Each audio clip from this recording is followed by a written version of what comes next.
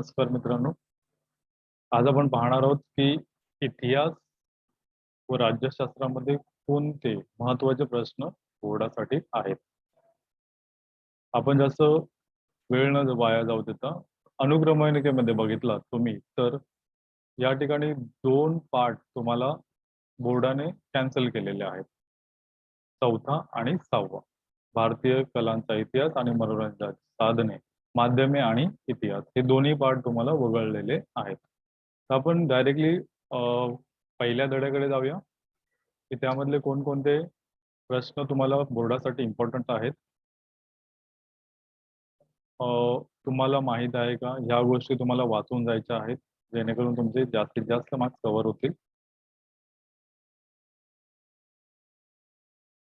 Renee the कार्ता हा एक important point आहे. हे तुम्हाला वाचून जायचं आहे व्यवस्थित. वोल्टेअरचा एक आहे, तो पण एक इम्पॉर्टंट पॉइंट आहे. वोल्टेअरचा इतिहास लेखनाचा जनक असे म्हणतात, का म्हणतात ते तुम्हाला लिहायचं आहे, पाठ करायचं आहे व्यवस्थित. त्याचबरोबर लिओपॉल्ड वॉन रँके हे सुद्धा तुम्हाला पाठ करून जायचं आहे. स्वाध्यायामध्ये बघितलं तर इतिहासात महत्वाची गोष्ट ही आहे की बहुतेक प्रश्न जास्तीत जास्त स्वाध्यायातले असतात. तर पहिला जो प्रश्न आहे त्याच्यामध्ये तुम्हाला योग्य पर्याय असतील, चुकीची जोडा निवडा असतील, ह्या गोष्टी सगळ्याच्या सगळ्या करायच्या आहेत. पहिला प्रश्न पूर्ण असेल बघा, मी लाल याच्याने टिक करून दिलेलं आहे. दुसऱ्या प्रश्नामध्ये पहिला करायचं त्याच्यामधलं. तिसऱ्या प्रश्नामध्ये तुम्हाला 14 प्रश्न संकल्पचित्र आहे ते करा. 5व्या मधलं कार्ल मार्क्स आणि दुसरं आहे बघा आधुनिक इतिहास लेखन. हे दोन्ही प्रश्न तुम्हाला चांगले करायचे आहेत. दुसऱ्या धड्याकडे वळलो आपण. तर दुसऱ्या धड्यामध्ये तुम्हाला पहिला प्रश्न कंपल्सरी सगळ्यामधला तुम्हाला करायचाच आहे.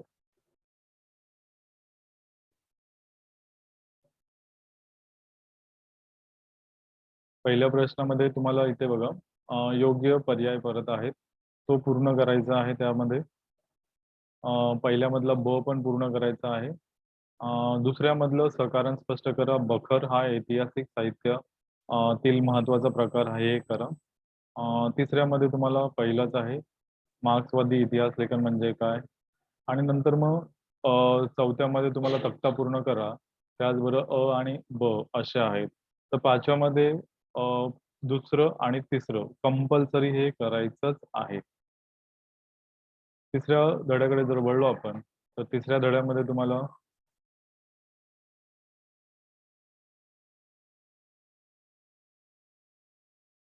तिसऱ्या धड्यामध्ये पहिला प्रश्न कंपल्सरी आला परत.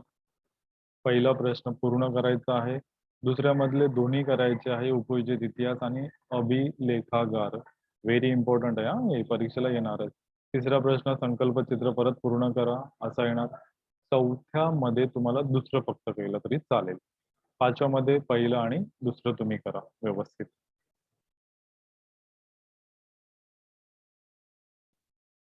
चौथा हा पूर्णच्या पूर्ण धडा वगळलेला आहे इतिहासातला, त्यामुळे याच्याकडे न बघता तुम्ही डायरेक्ट 5व्याकडे जा.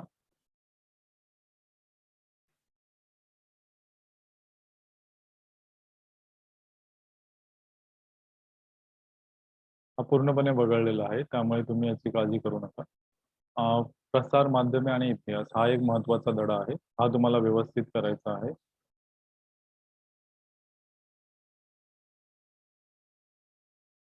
ज्याचं इतिहासाचं लेखन वाचन चांगलं असेल तो पैकीच्या पैकी मार्क घेऊ शकतो इतिहासामध्ये. इतिहास आणि भूगोल दोन्ही असे आहेत की तुम्हाला 40चे 40 देतील. यामध्ये बघा पहिला प्रश्न अतिशय महत्वाचा नेहमीप्रमाणे. टिपालिया मधलं दुसरं करायचं आहे तुम्हाला. प्रसार माध्यमाची आवश्यकता. सकारण मधलं पहिला आणि तिसरं करा आणि हा उतारा वाचून त्याचे उत्तर लिहा. ते एक आहे आणि एक संकल्पना चित्र आहे हे एक करा यामध्ये. त्यानंतर परत तुम्हाला 6वा धडा नाही करायचा आहे. बघू सुद्धा नका त्याकडे, तेवढा वेळ वाचेल आणि त्याचा वेळ तुम्ही दुसऱ्या धड्यांना देऊ शकाल.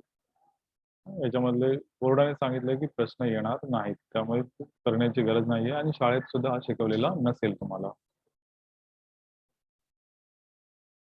त्यानंतर तुम्हाला डायरेक्टली आपल्याला 7व्या धड्याकडे जायचं आहे, खेळ आणि इतिहास. यामध्ये खेळाचे महत्व हा एक जो आहे खेळाचे महत्व, हे चांगलं करा तुम्ही, खेळाचे महत्व. तसंही तुम्हाला माहिती आहे की खेळाचे महत्व काय आहे. तुम्ही तुमच्या शब्दात तुम्ही चांगल्या प्रकारे हे उत्तर लिहू शकता.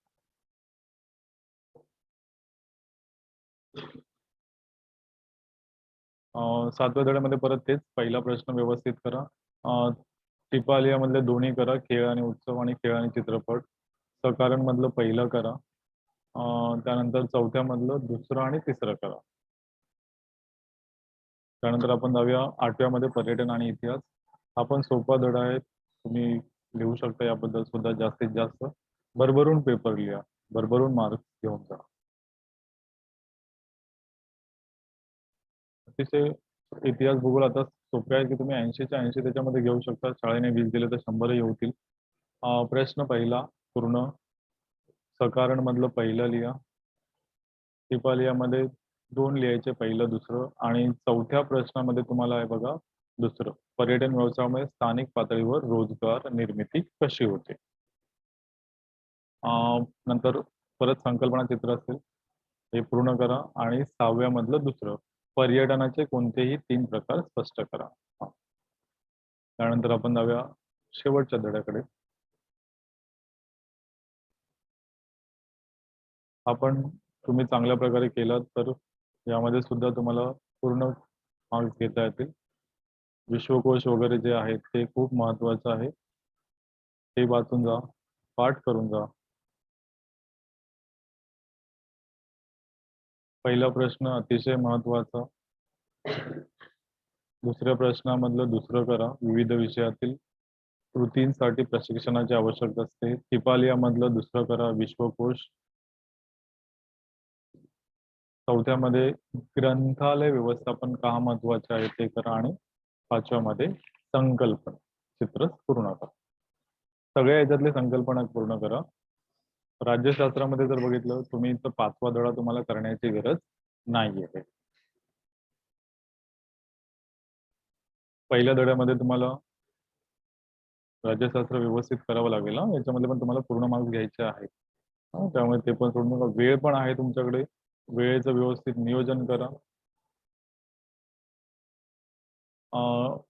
पहिलं पूर्ण आहे प्रश्न याच्यामध्ये. दुसऱ्यामध्ये पहिलं करा तुम्ही.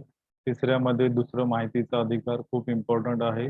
आणि 4थ्या मधलं पहिलं करा. मतदानाचे वय 21 वर्षावरून 18 वर्ष केल्यामुळे कोणते परिणाम झाले. निवडणूक प्रक्रिया, यामध्ये तुम्हाला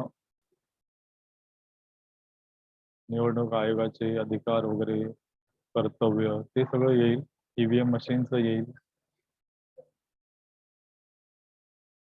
प्रश्न पहिला पूर्ण आहे याच्यामध्ये. प्रश्न दुसरा पण पूर्ण आहे. तिसऱ्यामध्ये मतदारसंघाची पुनर्रचना, मध्यावर्ती निवडणुका, हे करायचं आहे तुम्हाला. संकल्पना चित्र पूर्ण करा.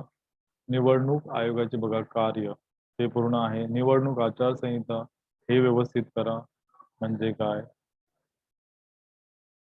नंतर राजकीय पक्ष येतील तुम्हाला. याच्यामधले सगळे राजकीय पक्ष आणि राष्ट्रीय पक्ष कधी स्थापन झाले, कोणत्या वर्षी. बघा जसं राष्ट्रीय काँग्रेस 1885 साली स्थापना झाली त्याची. ह्या गोष्टी तुम्हाला लक्षात ठेवायच्या आहे. कम्युनिस्ट पक्ष 1925.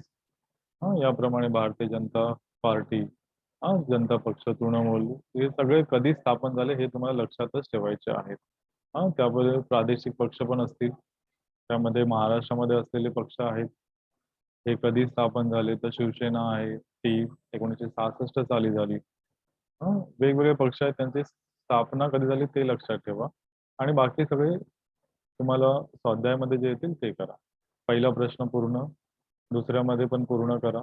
तिसऱ्यामध्ये प्रादेशिक आणि राष्ट्रीय पक्ष करा. आणि राजकीय पक्षांची ठळक वैशिष्ट्य, हा एक प्रश्न करा त्यामध्ये.